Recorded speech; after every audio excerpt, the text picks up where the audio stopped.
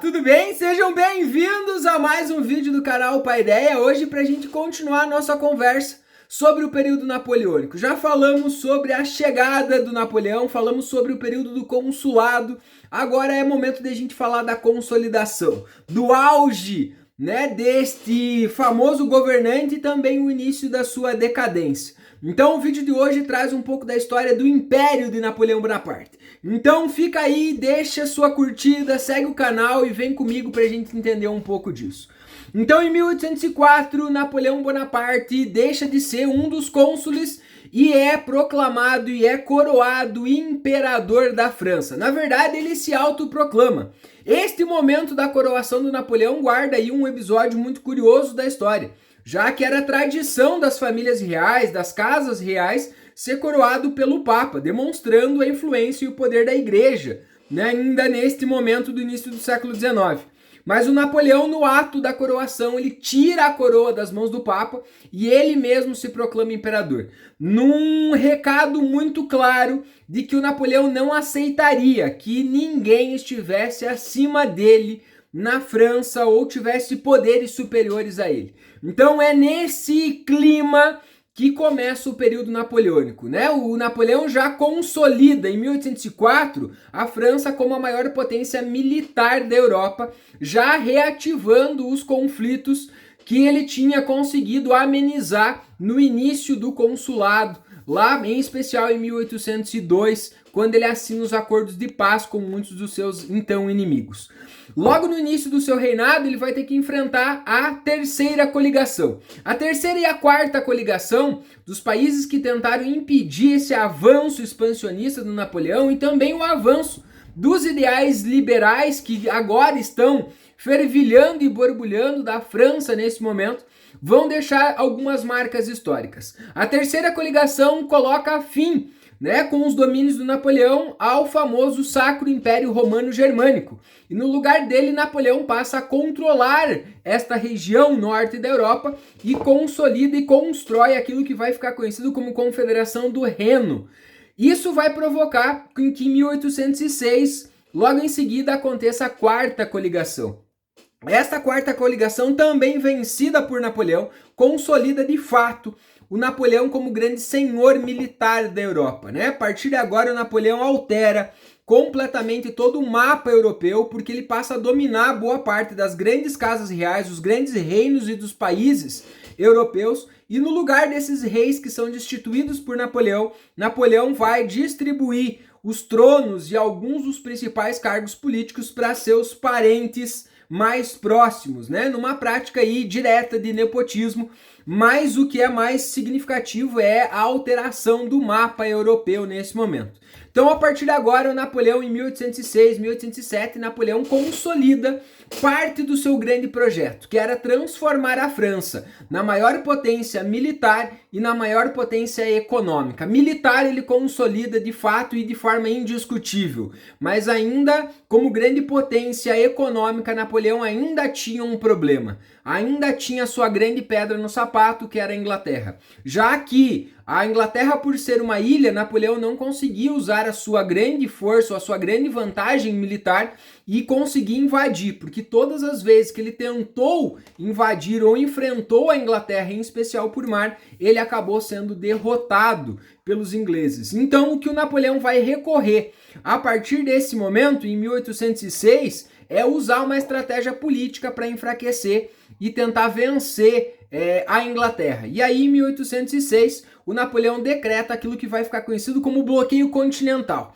Napoleão vai determinar que todos os portos e todos os países, os reinos e os impérios europeus estão proibidos de receber e embarcar mercadorias para os ingleses. E caso essa medida fosse descumprida, o país seria invadido militarmente e a família real, o poder político seria destituído nesse momento. Então o objetivo do Napoleão com o bloqueio continental era restringir o mercado consumidor e os produtos manufatureiros britânicos, arruinando de forma geral a economia britânica e favorecendo basicamente a economia inglesa nesse sentido. Então o bloqueio continental basicamente tinha dois objetivos, atingir e enfraquecer a Inglaterra para o Napoleão conseguir vencer militarmente os ingleses e ao mesmo tempo abrir caminho para a economia francesa, né, para comprar, vender, enfim, tomar o mercado consumidor que até então era controlado pelos ingleses nesse momento. E aí, com o bloqueio continental, isso vai abrir um caminho bastante importante e significativo. A maioria das nações, a maioria dos países aderiu ao bloqueio continental por uma questão óbvia e pelo poder militar que o Napoleão tinha nesse momento, mas o bloqueio continental não alcançou aquele objetivo e o êxito que o Napoleão literalmente gostaria, né? Um dos, talvez, os fatores mais relevantes nesse momento é que na expansão francesa, a Europa ainda era extremamente dependente da economia inglesa e a estrutura econômica dos franceses não dava cabo para conseguir atender a demanda de compra e venda dos produtos produzidos, agrícolas e manufaturados. Então a França não conseguia comprar tudo que os países produziam e a França também não conseguia atender a demanda de todos esses países.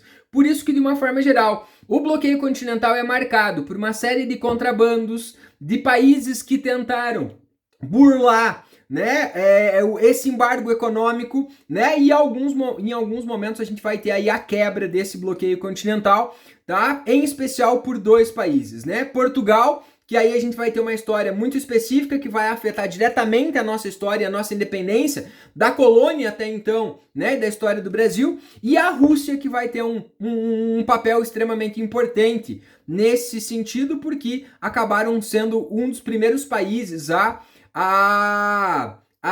romper o tratado, né, o tratado do bloqueio continental. Então o auge do período napoleônico chega aí em 1807 e 1808. Napoleão domina militarmente a Europa, domina economicamente, né, mas o bloqueio continental começa a aparecer, né, começa a demonstrar algumas limitações e o empobrecimento e o agravamento de algumas crises que vão fazer com que o Napoleão comece a ter algumas resistências. E as primeiras grandes revoltas e o início da decadência do Império Napoleônico, muitos acreditam que é justamente a derrota na Rússia em 1812, a partir de 1812. Mas na verdade o início da decadência do Império Napoleônico se dá na Península Ibérica.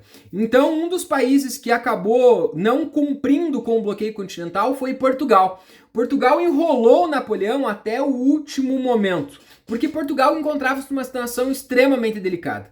Atender os mandos do bloqueio continental e obedecer o Napoleão com a ameaça de invasão e perder a autonomia do seu estado, ou manter a sua relação com a Inglaterra histórica e a sua dependência econômica.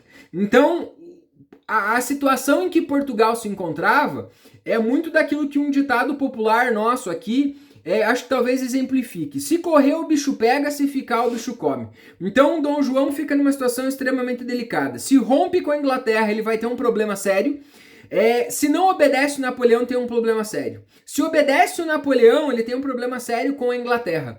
Então ali fica um impasse extremamente importante. Mas o fato de Portugal não obedecer os mandos do bloqueio continental vai fazer com que as tropas napoleônicas sejam deslocadas para Portugal a partir de 1807, tá?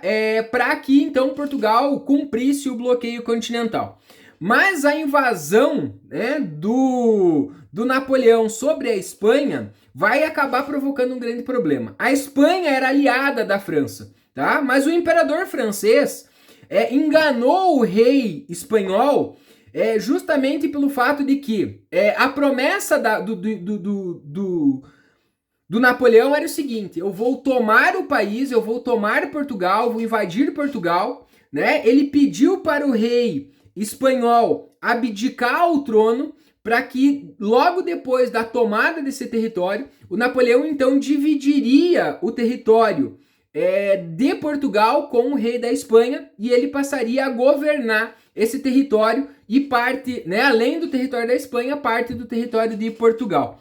Então isso vai fazer com que, quando acontece isso, o Napoleão então promove uma invasão sobre o território espanhol, desobedecendo os direitos e desrespeitando os espanhóis, inclusive usando da violência sobre o território espanhol. Assim que ele domina o território, ele promove uma mudança política e passa o reino espanhol para o seu irmão José Bonifácio, né? E que passa a ser o José Bonaparte, né? Que passa a ser o grande comandante e o rei da Espanha a partir desse momento. As tropas francesas tomam a capital Madrid, tá? Com uma violência extremamente além do comum. Isso vai provocar uma grande revolta popular. Essa revolta popular vai provocar uma reação dos franceses, que vai provocar ainda mais violência com a vitória dos franceses, mas nesse momento desencadeia um conflito que a gente vai chamar de guerras peninsulares. O Napoleão agora perde um aliado, né, que era a Espanha, e passa a ter um inimigo a partir desse momento. Então, nesta mudança política, a França vai começar a enfrentar uma série de resistências que o Napoleão vai ter dificuldade de conter elas. Né? Ele não vai perder as guerras, mas não vai conseguir ganhar. Mas o que é uma mudança importante nessa geografia, nesse conflito? O fato da Espanha agora não ser mais um aliado e ser um inimigo da França, né? E somado que o território português fica aliado à Inglaterra, a Inglaterra consegue abrir um caminho para enfrentar o Napoleão dentro da Europa. E ali as tropas de resistência espanholas, portuguesas, com a ajuda dos ingleses nessa península ibérica, começa a promover algumas derrotas e algumas resistências que vão começar a enfraquecer o poder do Napoleão a partir desse momento. Então, aqui começa o verdadeiro enfraquecimento, né? Para compor isso, em 1812, a Rússia está passando por uma severa crise devido ao bloqueio continental. A Rússia era um país extremamente agrário e que era dependente diretamente da economia inglesa. Os ingleses compravam sua produção agrícola e forneciam os produtos manufatureiros. Quando é decretado o bloqueio continental, a França não consegue dar cabo de comprar toda a produção agrícola russa e também não consegue fornecer todos os produtos manufaturados que a Rússia necessitava. Isso vai acabar provocando, né, um excedente de produção agrícola e a falta de alguns produtos manufaturados que a Rússia tinha necessidade. Então, Cesar Alexandre I resolveu, né, a romper o bloqueio continental em 1812 devido à grave crise econômica que a Rússia vinha se encontrando e pela falência. Tá? Então, a partir daí, a Rússia rompe o bloqueio continental. Em junho de 1812, o Napoleão então decide usar a Rússia como um exemplo para aqueles que ousarem furar o bloqueio continental novamente. Em junho de 1812, ele junta aí mais de 500 mil da elite do exército francês e decide então invadir a Rússia, tá? Para que então a Rússia servisse de exemplo dentro desse processo. Tá? O Napoleão queria dar uma lição exemplar, com as próprias palavras do Bonaparte nesse sentido. Então, num primeiro momento, a Rússia vai ser invadida pelo Napoleão, mas assim que o Napoleão chega no território russo, os russos vão vão utilizar a famosa tática da terra arrasada. Eles não vão enfrentar diretamente o Napoleão, eles vão recuando e ao ir recuando, eles levam o que era possível e o que eles deixam para trás eles destroem. Tá? Eles queimam alimentos, eles queimam qualquer tipo de proteção. E o exército francês, quando vai chegando e vai avançando sobre o território russo, eles não encontram, em especial, nem suprimentos, nem locais de abrigo. E isso acaba fazendo com que a expedição militar napoleônica acabe demorando muito mais tempo do que imaginavam. E aí uma das coisas mais fortes dos russos nesse sentido acaba chegando, que é o inverno. E aí o Napoleão, sem suprimentos, sem abrigos, não consegue resistir e decide então recuar. Mas ao recuar ele não faz o mesmo caminho e aí os russos organizam ofensivas e vão atacando o Império Napoleônico enfraquecido, com fome, cansado, esfarrapado. Isso vai fazer com que o Napoleão saia de Paris com cerca de 660 mil soldados e volte para casa com aproximadamente apenas 60 mil soldados. E é neste momento que uma nova coligação é organizada na Europa justamente para aproveitar esse enfraquecimento do Napoleão e então derrotar o Napoleão pela primeira vez, e aí ele vai ser submetido à primeira prisão na ilha de Elba, né? Mas esse é o tema do nosso próximo vídeo. Então fica ligado que esse é um momento cheio de informações e cheio de detalhes, mas que são importantes para a gente entender os desdobramentos que a história vai ter a partir desse momento. Então, agora o Napoleão chega na sua decadência, né? Aqui é quase o fim da linha. O Napoleão vai ter ainda mais um pequeno respiro, mas isso fica aí para o nosso próximo vídeo. Então, fica ligado, deixa sua curtida, segue o canal, ativa lá o sininho para você receber, né, a notificação do próximo vídeo, ok?